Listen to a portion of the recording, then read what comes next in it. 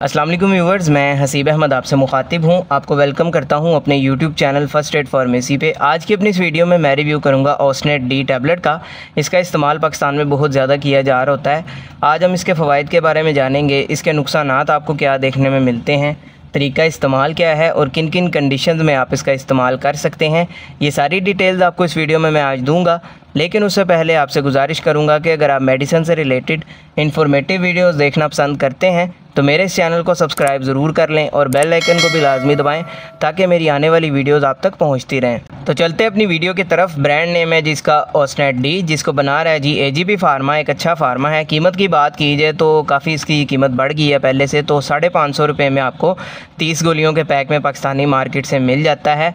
अभी अगर बात की जाए कि इसके अंदर क्या शामिल किया गया है तो इसके अंदर मौजूद है ossein mineral complex plus vitamin D, यानी कैल्शियम, मिनरल्स और विटामिन डी इसके अंदर मौजूद है। अभी अगर बात की जाए कि किन कंडीशन में इसका सबसे ज़्यादा इस्तेमाल किया जा रहा होता है, तो अगर आपके जिस्म में विटामिन डी की कमी होती है उसको पूरा करने के लिए इसका इस्तेमाल किया जा रहा होता है।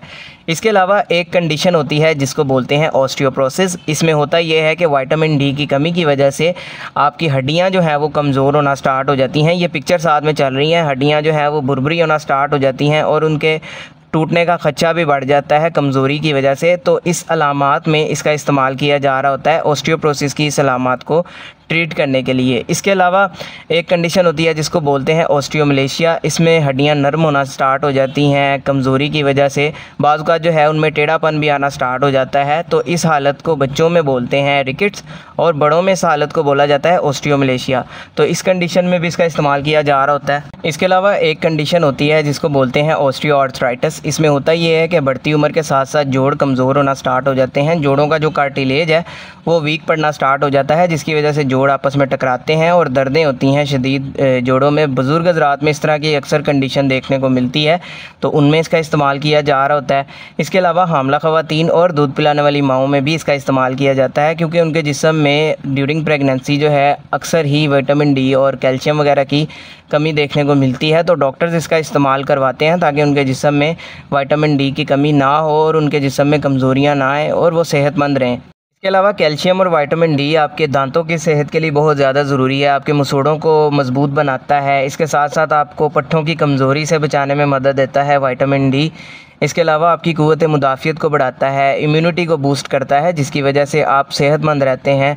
इसके साथ साथ आपकी दिमागी सेहत के लिए बहुत ज़्यादा ज़रूरी है। आपको डिप्रेशन से, एंजाइटी से, ज़हनी परेशानियों से भी बचाने में मदद देता है। अब बात कर लेते हैं इसके नुकसानात की। तो इसके नुकसानात में आपको उल्टी मतली की कैफियत हो सकती है, सर में दर्द हो सकती है, डायरिया हो सकता है, लूज़ मोशन हो सकता है।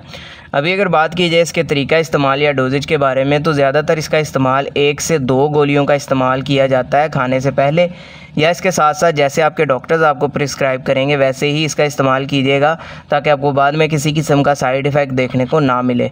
तो ये सारी डिटेल थी जी ओस्नेट डी टैबलेट के हवाले से। उम्मीद है आपको पसंद आई होगी। इससे रिलेटेड कोई सवाल हो कमेंट सेक्शन में आप मुझसे पूछ सकते हैं। वीडियो अगर पसंद आई हो तो वीडियो को लाइक कीजिएगा, चैनल को सब्सक्राइब कीजिएगा। अपना ख्याल रखिएगा। अल्लाह हाफ़िज़।